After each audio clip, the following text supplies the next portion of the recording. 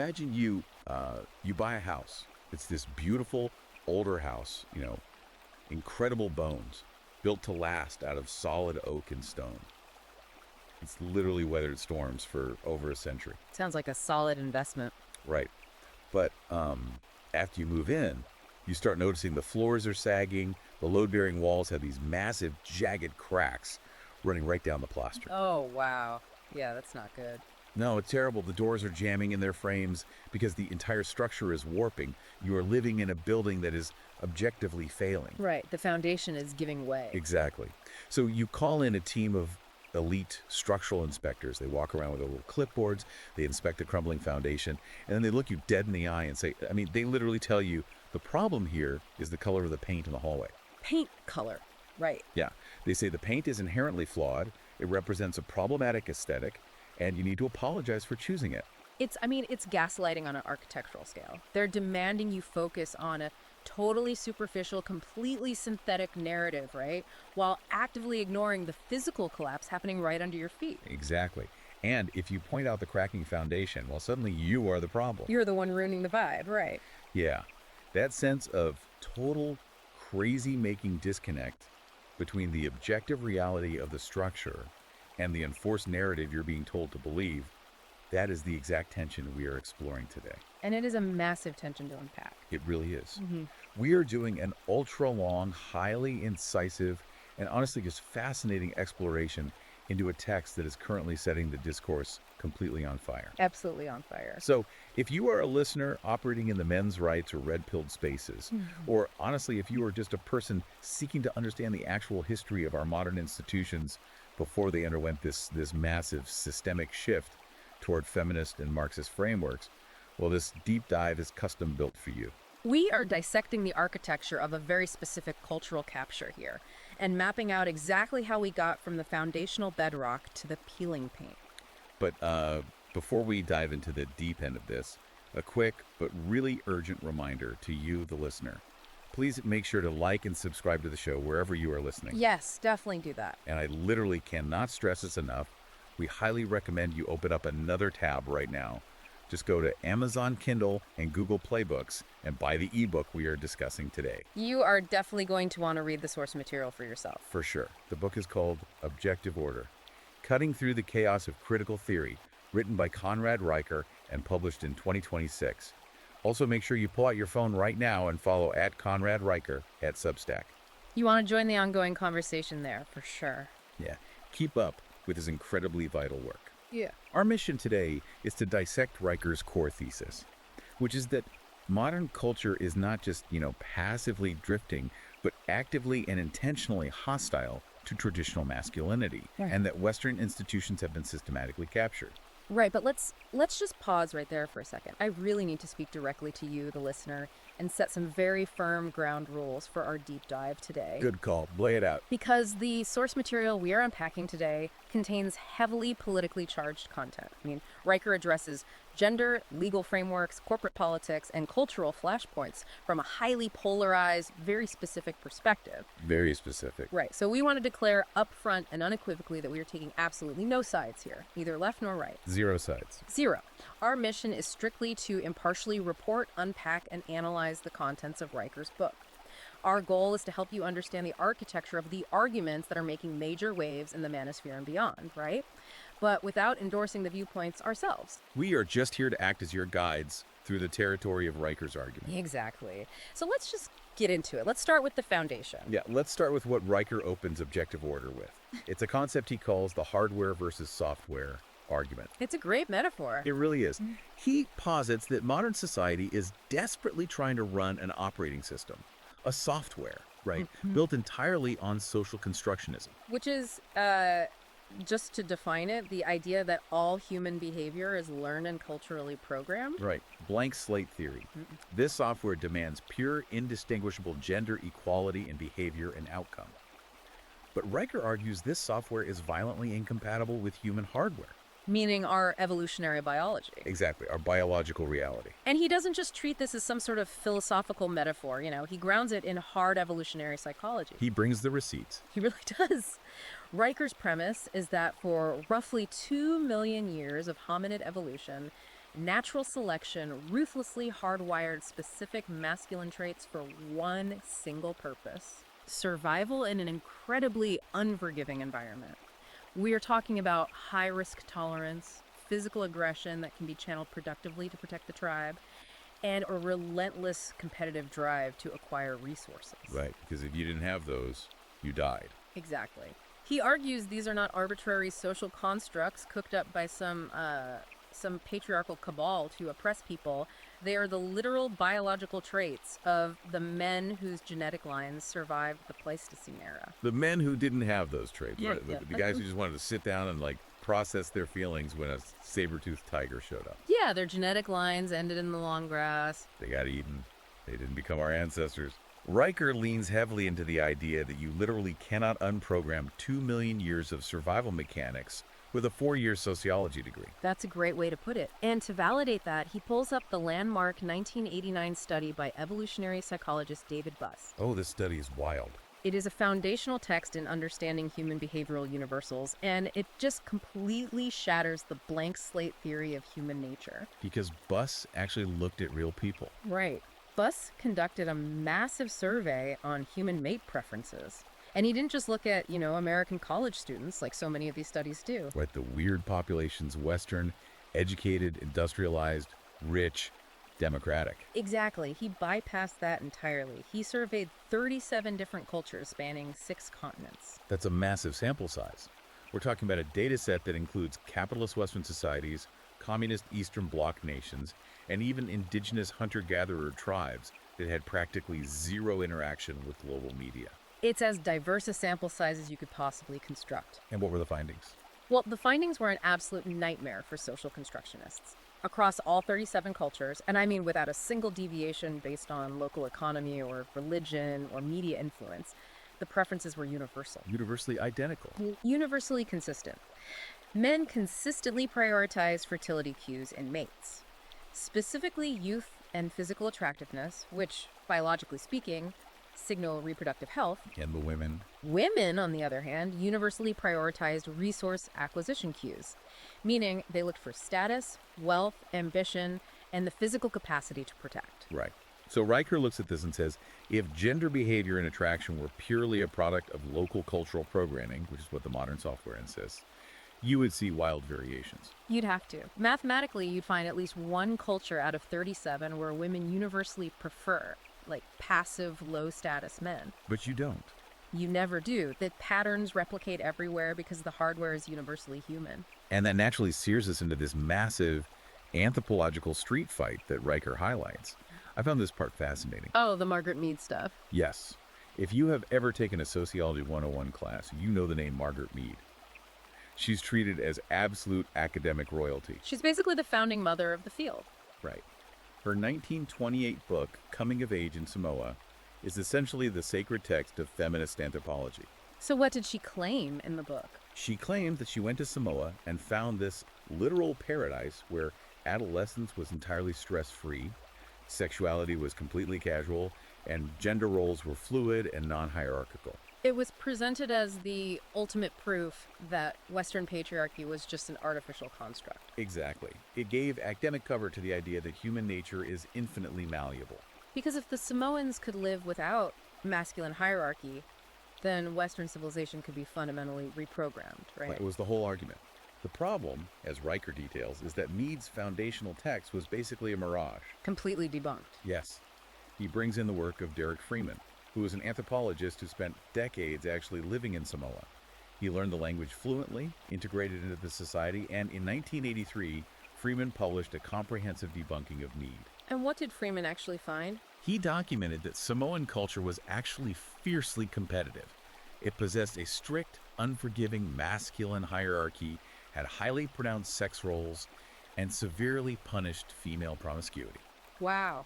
Literally the exact opposite of what Mead claimed. The literal opposite. So how does an academic superstar get it that wrong? Well, Riker essentially claims Mead went to Samoa desperately looking for a specific narrative to validate her preconceived political beliefs. She had a conclusion and went looking for the evidence. Exactly. She found a group of local teenagers, and she asked them these incredibly leading questions about their sex lives and social rules. And I mean, what do teenagers do when an out-of-touch adult foreigner comes around asking deeply personal questions?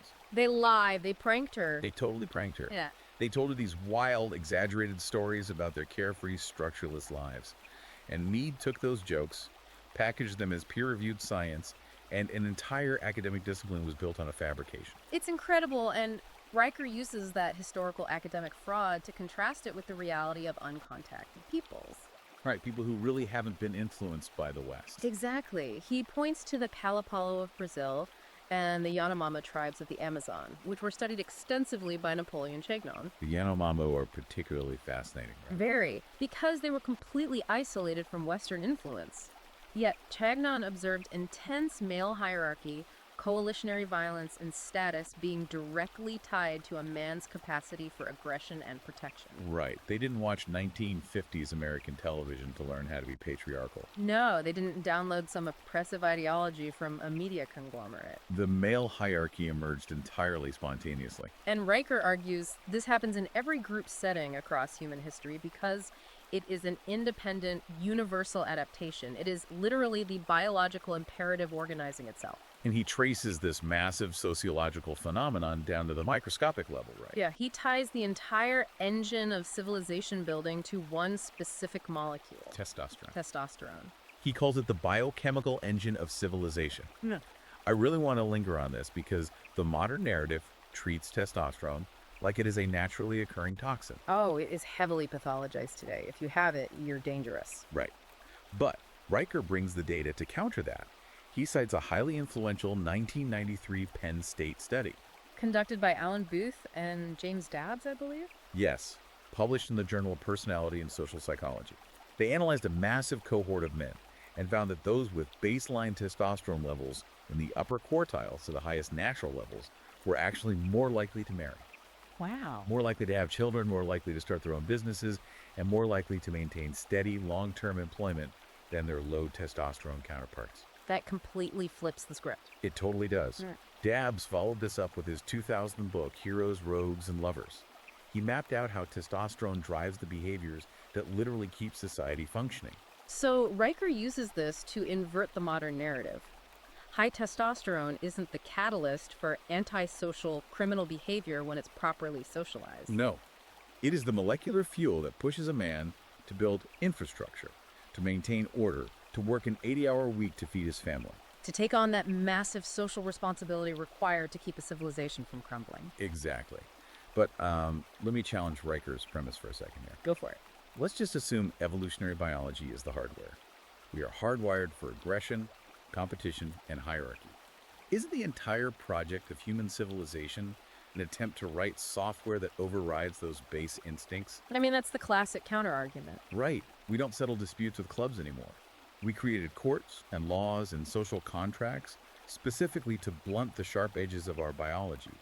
Is Riker completely dismissing the necessity of cultural evolution? Well, no, he anticipates that exact critique.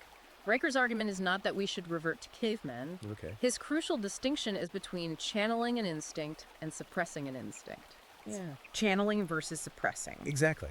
A functional civilization takes that high testosterone drive for aggression and competition, and it channels it.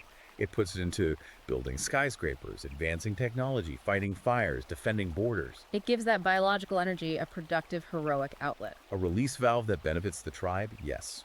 But Riker argues that the software modern institutions are forcing us to run does not channel masculine energy. It attempts to pathologize and eradicate it entirely. It just tells you to turn it off. Right. And when you suppress the specific biological instincts that drive ambition and protection, you don't achieve an enlightened, peaceful utopia. What do you get? You achieve civilizational stagnation and ultimately collapse. You literally cannot demonize the engine and then expect the car to keep driving forward. Man. Which brings us to arguably the most insidious part of his thesis. Part 2. Right. Because if this biological hardware is so universal and so powerful, how did the software of critical theory actually manage to override it in our culture? Riker maps out exactly how this suppression was engineered. And he's clear it wasn't an accident. Not at all. It was a very specific historical strategy focused heavily on language and academia. He traces the origin of this cultural shift to a concept known as the long march through the institutions. Where does that phrase come from? It was popularized by Rudi Dutschke. He was a prominent Marxist sociologist and a leader in the German student movement back in 1967. Okay, so late 60s. Right.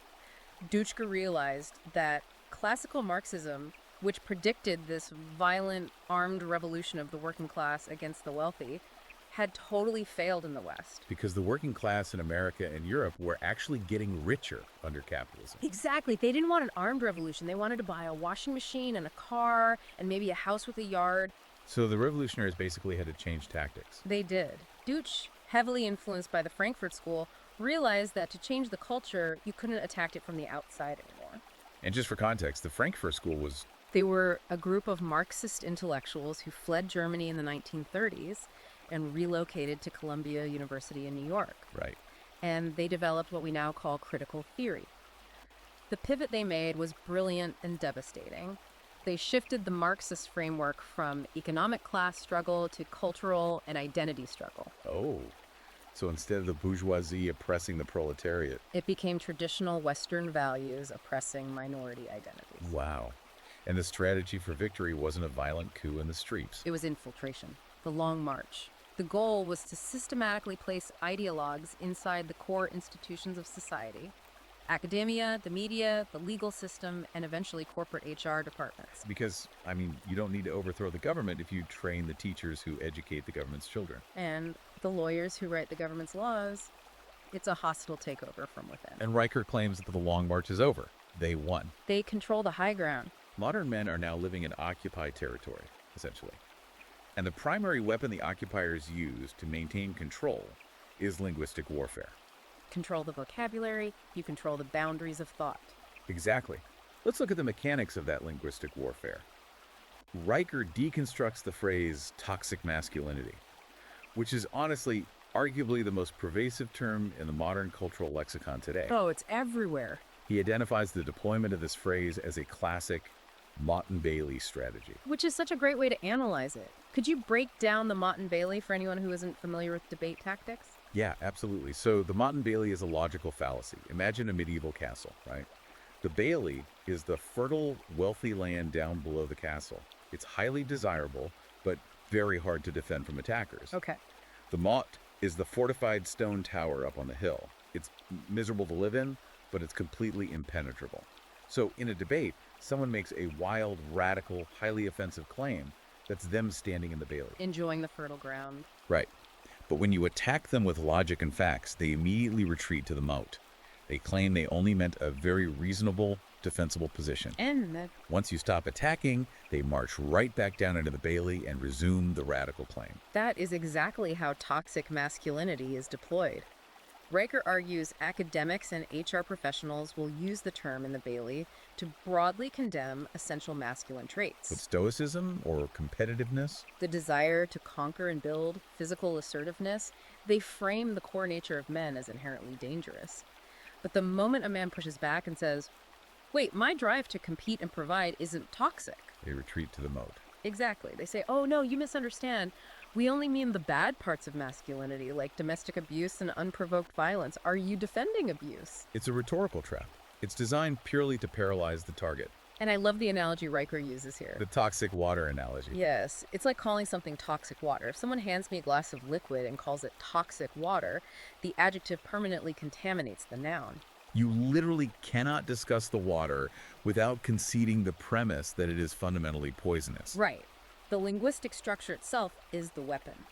By pairing toxic inextricably with masculinity, they rig the debate so that maleness is always viewed through the lens of pathology. And that pathology is systematized through the ultimate ideological framework of our era, intersectionality. Oh, intersectionality. Riker spends a lot of time dissecting this because it's literally the operating system of the modern institution. Where does it come from? So intersectionality was introduced in 1989 by a legal scholar named Kimberly Crenshaw.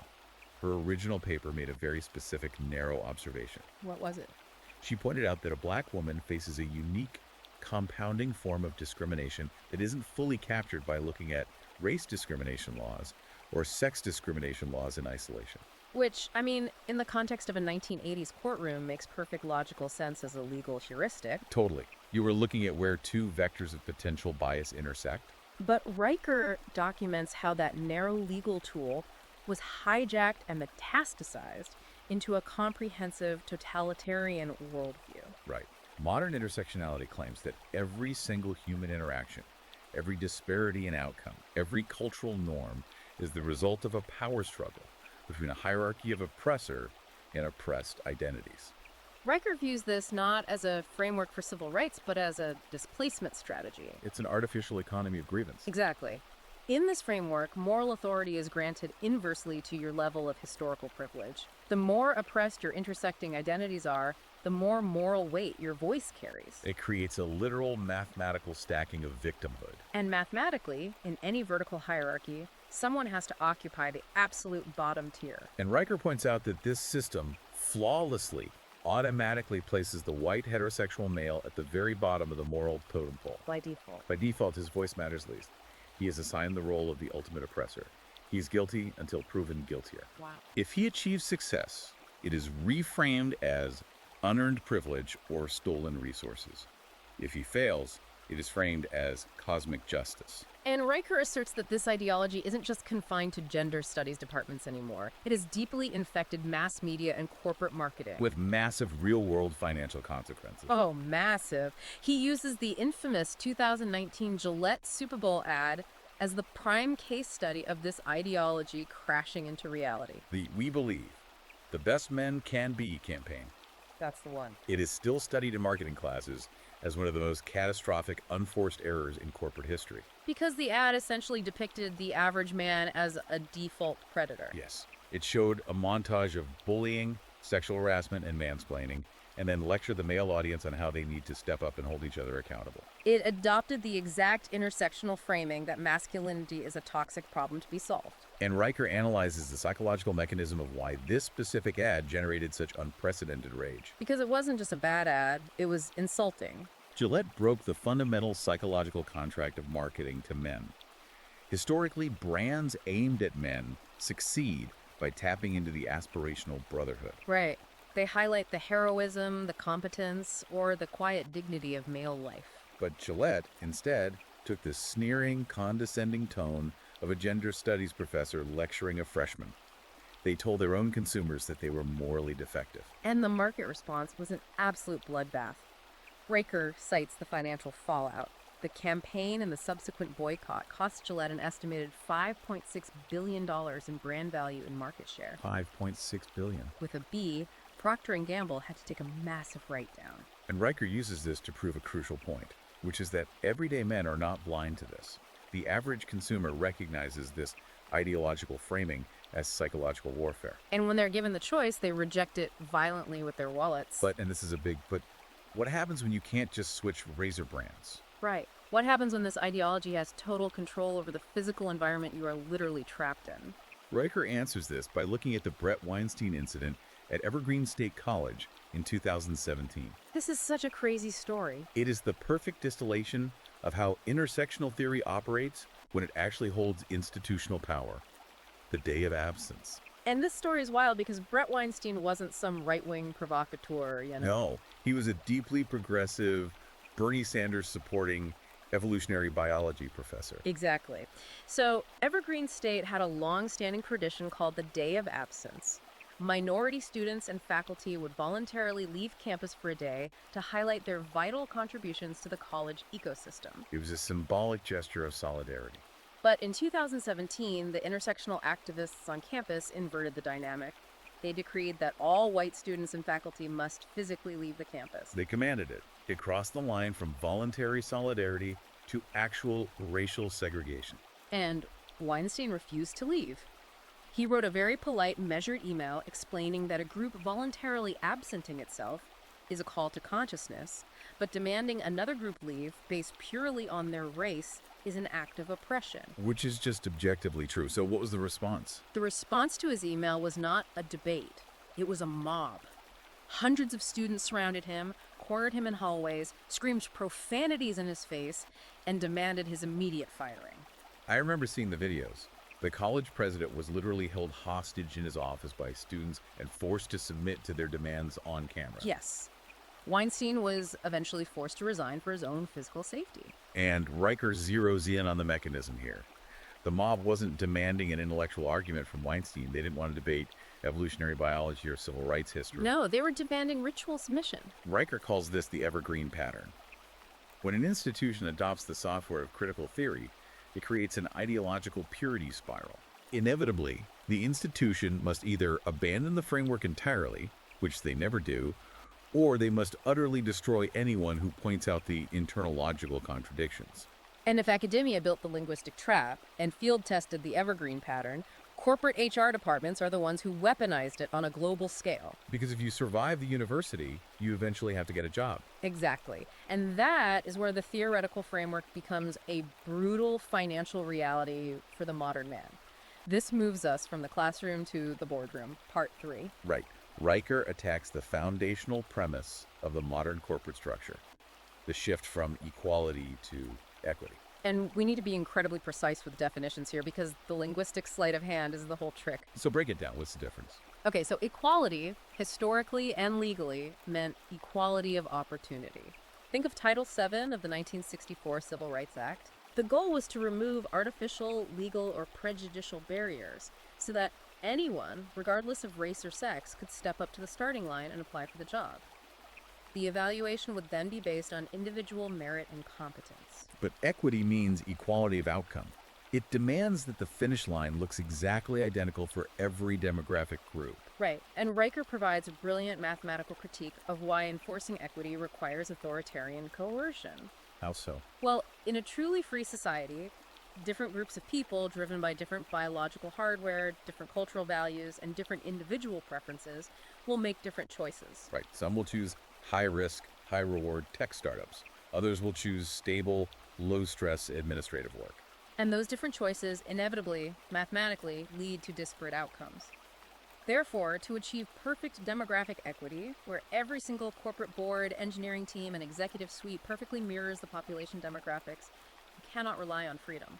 You literally can't. You have to enforce quotas, suppress merit, and actively discriminate against overperforming groups to artificially balance the spreadsheet. And the ultimate battleground for this equity argument is the gender wage gap. Oh yes, we have all heard the statistic.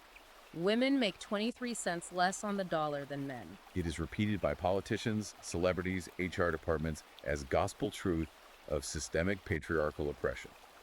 But Riker absolutely dismantles it by looking at the actual math. He centers his analysis on a very specific, deeply researched document, the 2009 CONSAD Research Corporation report. And what makes this report so devastating to the narrative is that it was commissioned by the Department of Labor itself. Exactly. They wanted to understand the mechanics of the wage gap. The CONSAD researchers looked at the raw, unadjusted 23% gap and began applying actual variables. Because comparing literally all men working full-time to all women working full-time is an absurdly broad aggregation. It tells you nothing about equal pay for equal work. So the researchers adjusted for the number of hours actually worked per week. Because men overwhelmingly work more overtime. Right. They adjusted for continuous years of experience. Women are more likely to take career interruptions for childcare.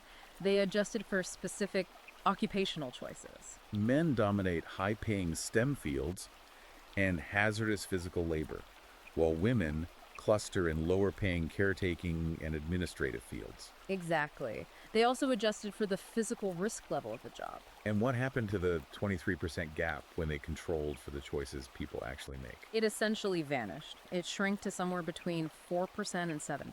Wow. Which researchers noted could easily be attributed to statistical noise or differences in negotiation tactics, not systemic discrimination. Riker points out that the raw 23% statistic is a measure of aggregation, not a measure of oppression. I have to highlight the massive hypocrisy Riker uncovers here, because it is so incredibly blatant. He looks at the 2011 Obama White House. Oh, this is a great point. This was an administration that constantly lectured the private sector about the evils of the wage gap and demanded equity. Yet, independent analysis revealed that the Obama White House was paying its female staffers a median salary 18% less than its male staffers. The press actually called them out on it. They did. And the administration's defense is literally the punchline to Riker's argument. What did they say? When confronted, the White House press secretary explained that it wasn't discrimination. They said that women in the White House chose to work in different departments, took lower-level administrative roles, and worked different hours than the men in senior executive roles. Wait. Yes. They deployed the exact same individual choice defense that they legally told private corporations was unacceptable. That is amazing. Riker says it is the ultimate expression of rules for thee, but not for me. The elite class understands that choices drive outcomes, but they weaponize the myth of the wage gap to extract concessions from the middle class. And this ideological enforcement leads directly to Riker's critique of the disparate impact doctrine. Disparate impact. If you want to understand why corporate HR seems insane, you have to understand disparate impact. It is a legal theory stating that even if a hiring policy or a promotion test is completely neutral on its face and applied equally to everyone without any racist or sexist intent, Right. if the results of that test disproportionately impact a protected class, the test itself is legally considered discriminatory. So you don't even have to prove racist intent. You just have to prove a statistical imbalance. Exactly. And Riker illustrates the devastating human cost of this doctrine through the story of Frank Ricci. This part of the book is infuriating if you hold any belief in meritocracy. It really is. So Frank Ricci was a firefighter in New Haven, Connecticut. He wanted to be promoted to lieutenant. The city administered a highly rigorous, objective written and oral exam to determine promotions. And Ricci has a learning disability. Yes, he is severely dyslexic. Yeah. But to prepare for this exam, he didn't ask for lowered standards. He spent over $1,000 of his own money to have the study manuals converted into audio tapes. He gave up a second job. He studied obsessively, day and night, sacrificing time with his family. He treated it like his life depended on it. And out of 77 candidates who took the test, Frank Ricci scored the 6th highest.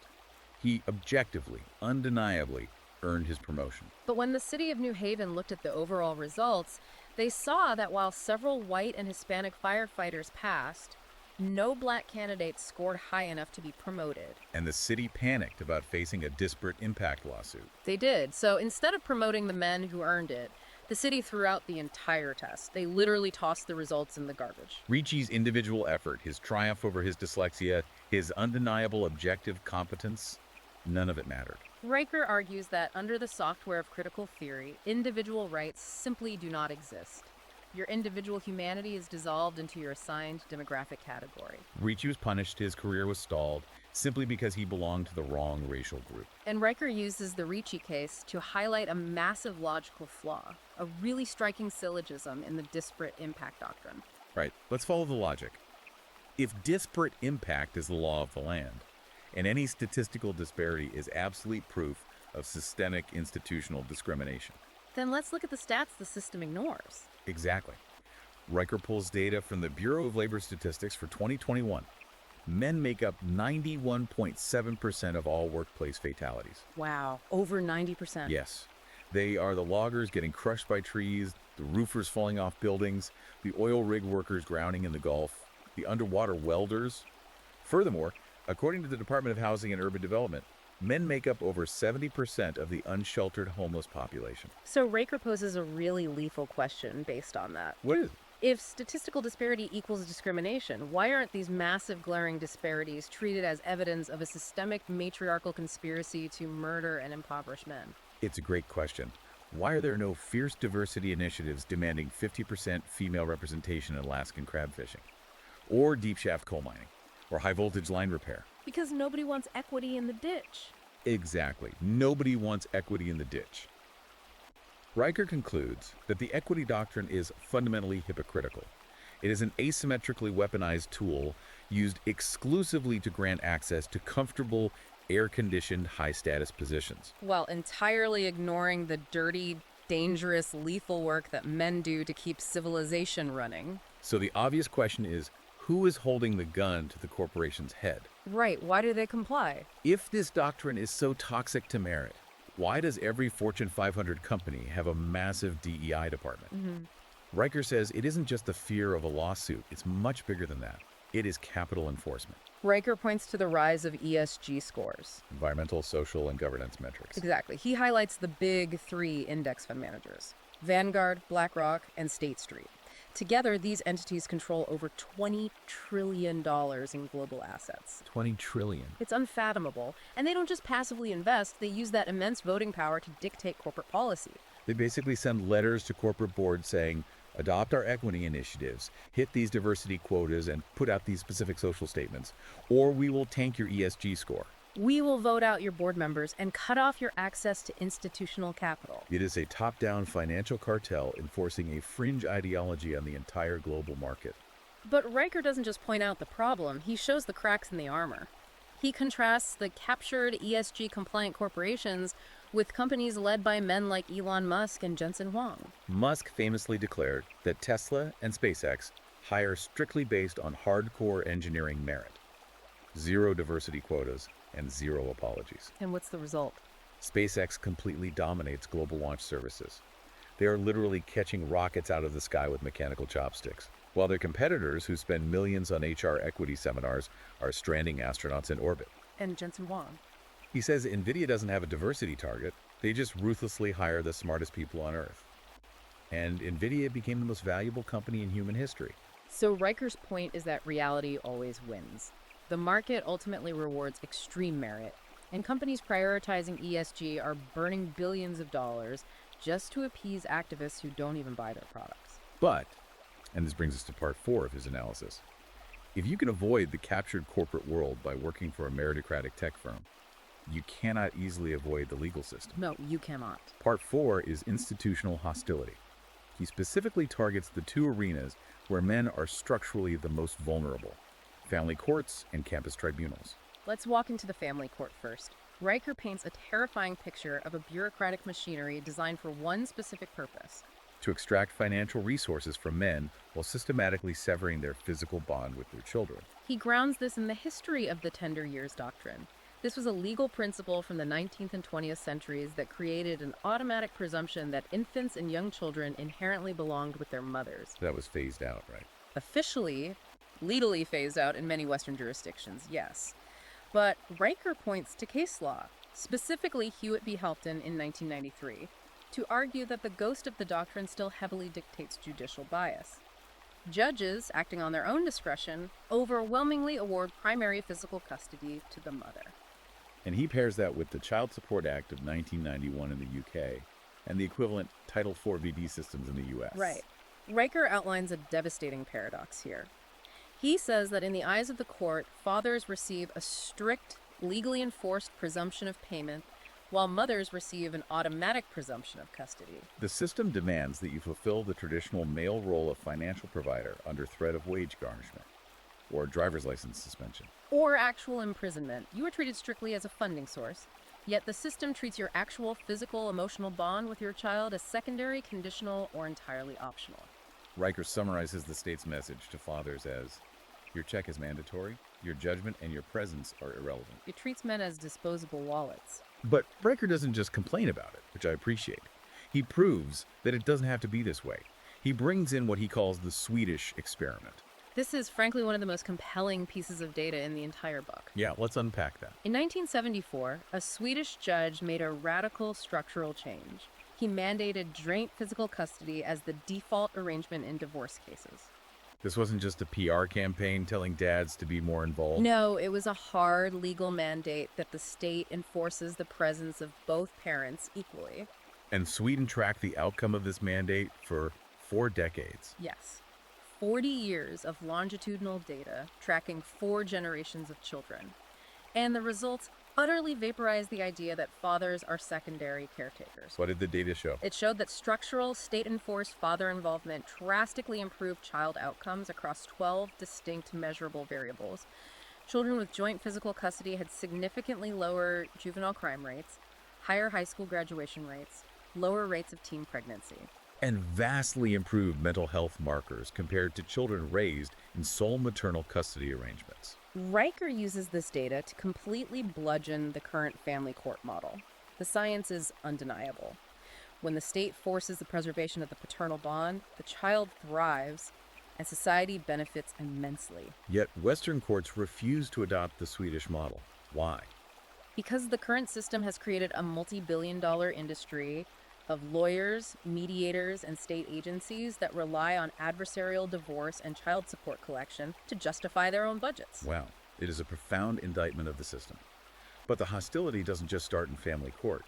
For many young men, their first encounter with institutional destruction happens on the college campus. Right. Riker shifts his focus to the campus crusade against due process. Here, Riker targets a specific bureaucratic maneuver, the Obama-era Dear Colleague letter. Issued in 2011 by Ruslan Ali, the Assistant Secretary for Civil Rights in the Department of Education.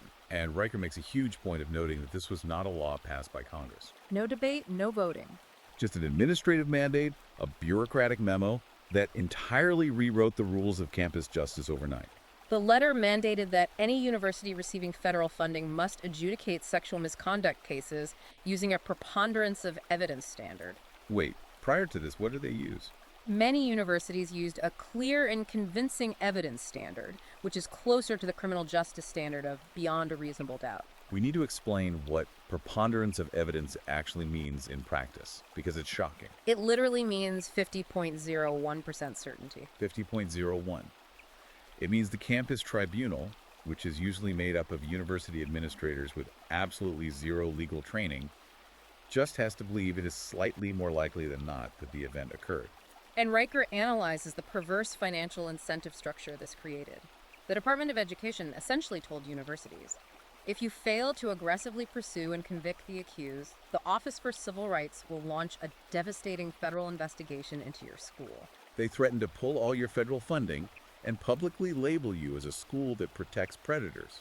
But on the flip side, if the university railroaded an innocent young man, expelled him without letting him cross-examine his accuser, and ruined his life. The federal government did nothing. Exactly. The asymmetry of risk was total. The rational bureaucratic choice for any university administrator was to systematically side with the accuser, regardless of the actual evidence, simply to avoid the wrath of the federal government. Due process was seen as an obstacle to federal compliance. Riker uses a terrifying real-world example to prove how deep this corruption goes. The 2016 Liam Allen case in the UK. Right, which operates under a similar ideological framework. Liam Allen was a criminology and psychology student. He was accused of rape. He faced years in a maximum security prison. His name was dragged through the mud, and the prosecution deliberately dragged the terror out for 2 whole years. 2 years of just waiting for your life to end. The system was entirely committed to a conviction. It was only at the absolute last second, when Allen's defense team finally secured a court order to examine the accuser's actual phone records, that the truth came out. What did they find? They discovered thousands of messages from the accuser where she was fantasizing about having sex with Allen, discussing how much she enjoyed their encounters, Oh my God. and explicitly planning to sell her false story to the tabloid newspapers for cash. And the police had those records all along. Yes, the system actively hid exculpatory evidence because the reigning ideology demanded a male conviction to prove they were taking women's safety seriously. That is sickening. Riker tells young men, when you step onto a college campus or into an HR office, the institution is not your friend. They are legally and financially incentivized to feed you to the wolves to protect their own funding. Document absolutely everything. But okay, here's what I struggle with. This is my biggest question for Riker. If the corporate world is heavily captured by ESG cartels, right? If the family courts view you as a disposable walking ATM, and if the universities are financially incentivized to expel you on 50.01% proof while actively hiding evidence, Right. how does a guy actually survive this? How does a man read this book, internalize the sheer scale of the institutional hostility, and not just give up? How does he not collapse into pure cynicism or check out of society entirely in absolute despair? That question is literally the pivot point of the entire book. Part 5. Let's get into it. Riker argues that despair is not a byproduct of the system. Despair is the goal of the system. Part 5, he introduces his internal solution, tactical stoicism and the psychology of resilience. And he begins by completely, unapologetically rejecting modern therapeutic advice for men. He calls the modern push for male vulnerability a trap. That's right. He absolutely does. Right now, there is a massive cultural push telling men to open up, to be vulnerable, to share their deepest emotional insecurities. Riker argues that asking men to be vulnerable in a system that is fundamentally hostile to them is an act of strategic disarmament. Wow. Strategic disarmament. He writes that when institutions, whether it's an HR department or a university counselor, demand that men be emotionally legible, what they are really demanding is that men become manageable. They want you to lay your weapons down so you are easier to process and control. Exactly. If HR asks you to share your feelings, they aren't trying to heal you. They are gathering data for your future performance review. So if modern therapy is a trap, what is his alternative? He introduces a heavily modified version of ancient Stoicism. Let's look at traditional cognitive behavioral therapy, or CBT. Okay. CBT usually asks a patient suffering from anxiety to evaluate their thoughts by asking, is this thought rational? Are you blowing things out of proportion? Right, cognitive distortions. But Riker points out a glaring issue. For a man sitting in family court, watching a judge arbitrarily strip away custody of his children, the thought, the system is rigged against me and trying to destroy me, is highly rational. It is factually, objectively accurate. Telling that guy his anxiety is just a cognitive distortion is basically gaslighting him. Totally. So what's the shift? Riker changes the core operating question. He tells men to stop asking, is this thought rational? And start asking, is this thought useful? Wow. Is this thought useful? That immediately shifts you out of the victim mindset and turns you into a tactician. He calls it tactical frame control. It acknowledges reality. Yes, the system is deeply unfair. Yes, you are operating in hostile territory, but dwelling on the unfairness, complaining about the bias, swimming in resentment, none of that helps you win the battle in front of you. You have to accept the hostile environment as a fixed parameter, like gravity or weather, and optimize your operational decisions within it. To illustrate what this extreme resilience looks like in practice, Riker leans on the Stockdale paradox. The story of Vice Admiral James Stockdale is incredible. It is. Stockdale was the highest-ranking naval officer captured in the Vietnam War. He spent 7 brutal years in the Hanoi Hilton. 4 of those years were in solitary confinement. Locked in heavy iron leg shackles, physically tortured over 15 times. It was an environment perfectly designed to shatter the human mind. And yet, Stockdale didn't break. At one point, his captors offered him an early release. They wanted to use him for a propaganda video to show they were treating prisoners well. And he refused. Stockdale refused. He willingly chose to stay in hell rather than compromise his honor. Riker analyzes how he achieved this. Stockdale didn't survive through modern psychological trauma processing. He survived because years before his deployment, he had deeply studied and memorized Epictetus's Enchiridion. Which is the foundational text of Stoic philosophy. Riker writes this incredible line about it. Stoicism was not his coping mechanism. It was his survival technology. That's it, exactly. Stockdale survived by drawing an absolute impenetrable line between what he could control and what he couldn't. He couldn't control the torture, the starvation, or his release date. The men who obsessed over their release date, the optimists who said, we'll be out by Christmas, they died of broken hearts when Christmas came and went. Stockdale discarded concern for the external world and focused entirely on his internal response, his dignity, and his moral duty. And Riker connects this ancient military stoicism directly to modern thinkers like Jordan Peterson and his rules on radical responsibility. Right. Peterson argues that psychological stability doesn't come from excavating your past trauma or demanding the world accommodate your feelings, meaning emerges from burden bearing. You find strength by voluntarily adopting the heaviest load you can physically bear and putting your own house in perfect order before you dare criticize the world. It is about building cognitive architecture that hostile institutions simply cannot penetrate. You make your mind a fortress. But Riker doesn't stop at ancient philosophy. He pushes the boundary further by examining the religious foundation of masculinity. And this is where the book gets really surprising, because he takes a completely secular, utilitarian view of religion. Yes, his analysis is incredibly pragmatic, almost ruthless. Riker basically argues that every functional civilization in human history figured out how to structure male ambition and purpose through a religious framework. But he is speaking directly to modern secular men who have discarded faith. So he looks purely at the measurable outcomes of religious behavior. He cites the addiction recovery data. Research shows that Alcoholics Anonymous has a 31% higher success rate for continuous abstinence when participants fully engage with the spiritual framework, the act of surrendering to a higher power, compared to patients using pure, secular cognitive behavioral approaches in clinical settings. Why does surrendering to a higher power work better than just clinical therapy? Riker argues it's a strategic bypass of the male ego. A fiercely independent man might refuse secular therapy because he views sitting on a couch talking about his feelings as an admission of weakness. Right. But that same man will willingly drop to his knees in prayer before a higher power because the act is framed as submission to a transcendent ultimate authority, not a plea for emotional help from a peer. It is a strategic realignment of his neurochemistry that works. He extends this to business, too. He brings up the Amish. He notes that Amish businesses, guys in suspenders driving horse-drawn buggies, refusing to use electricity or modern marketing, have a 95% survival rate at the 5-year mark. 95%. And the national average for secular American small businesses is 50%. The Amish are outperforming Harvard MBAs. Why? Because their religious framework enforces extreme discipline, low time preference, and unbreakable community trust. He also mentions how the Japanese corporate miracle of the 1980s integrated the rigid discipline of Zen Buddhism to build fierce loyalty without requiring the executives to actually become monks. Right. Riker is telling the modern secular man, look at the monk waking up at 4 a.m. to pray. Look at the Amish carpenter. They have hacked their neurochemistry for extreme discipline, focus, and resilience.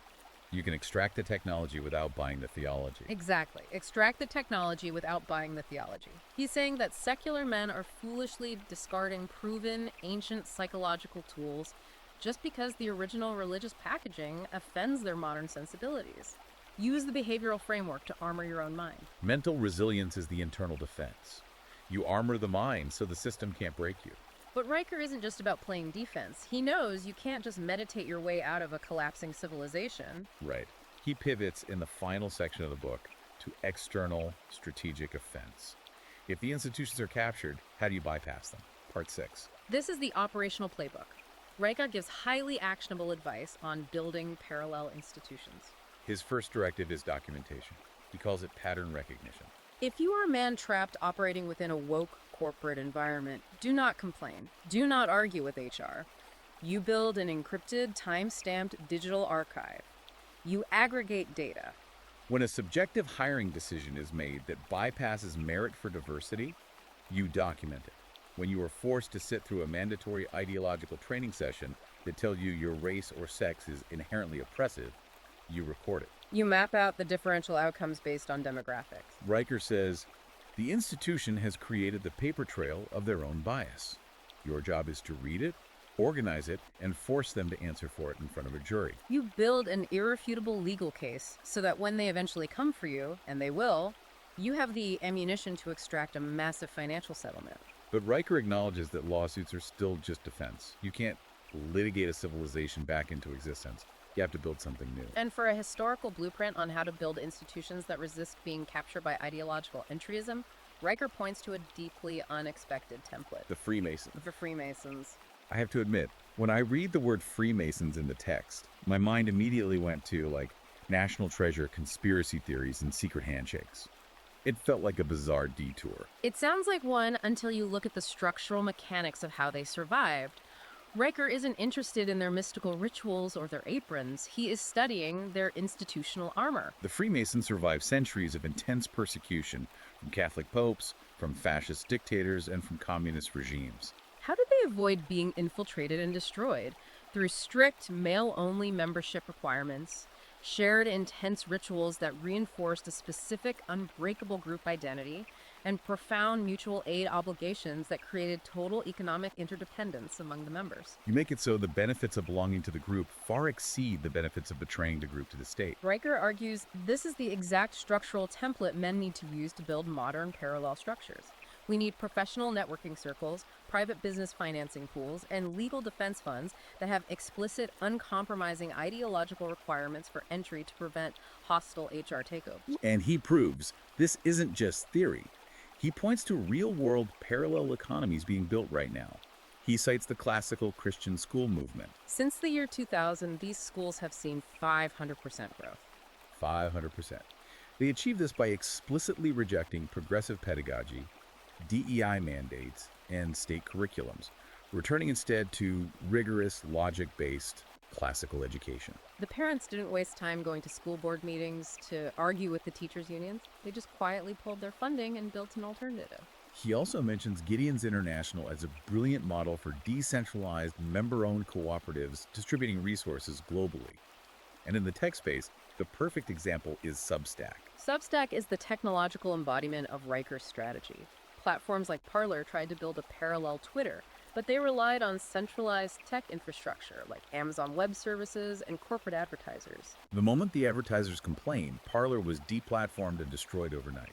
Substack survived because it used a direct peer-to-peer subscriber model. They removed the corporate advertiser from the equation entirely. They made themselves immune to the financial leverage of the ESG cartel. The market rewards those who build structures that refuse to bow. If I am synthesizing Riker's ultimate strategic point here, it is this. Do not fight a war for territory in a captured system. You are never, ever going to win back the HR department at a Fortune 500 company. The rot is too deep. Instead, fight a war for the map. Build a parallel economy. Build parallel schools, parallel financial networks, parallel media platforms that are structurally immune to ESG scores and cancel culture. So you don't ask the captured economy for permission to exist. You just build a better house next door and watch the old one collapse. That is the strategic endgame of objective order. Withdraw your participation, your capital, and your labor from structures that pathologize you. Redirect your masculine drive into building structures that reward actual competence and align with objective reality. It's a total paradigm shift.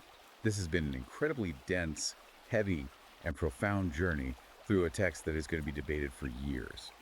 As we wrap up this deep dive, we want to leave you, the listener, with a final provocative thought to mull over. If Riker's foundational premise is correct, that the biological hardware of masculine drive, risk tolerance, and competitive hierarchy is the literal engine that built and maintains the power grid, the global supply chains, the deep-sea cables, and the physical safety of our society. What happens when those men decide they've had enough? What happens to a civilization when its primary builders, protectors, and maintainers decide to undergo the Atlas Shrugged effect and quietly, methodically withdraw their participation from mainstream institutions? Can a society that insists on running entirely on the software of critical theory, equity, and intersectionality actually keep the lights on, the water running, and the borders secure when the men who do the dangerous work walk away to build their own parallel world? It's a chilling thought. That is the million-dollar question, and frankly, we might be living through the answer right now. I want to speak directly to you listening. Whether you agree with every single historical analysis Conrad Riker makes, or whether you find his conclusions challenging and uncomfortable, understanding this ideological architecture is absolutely vital. You cannot defend yourself against a weapon you do not understand. You need to know how these frameworks operate if you are navigating modern corporations, universities, or legal systems today. So before we sign off, I want to remind you one last time. Please take a second to like and subscribe to this deep dive. Definitely like and subscribe. And I urgently tell you to go to Amazon Kindle and Google Play Books right now to purchase Conrad Riker's Objective Order. It is a dense, brilliant text you need to read and absorb for yourself. Read the source material. Also, remind yourself to follow @Conrad Riker at Substack to join his community and the ongoing conversation. Because if you start noticing the foundational cracks in the house you're living in, you better stop listening to the inspectors lecturing you about the paint color and start figuring out how to build a stronger foundation. Thanks for taking the plunge with us today. Keep building,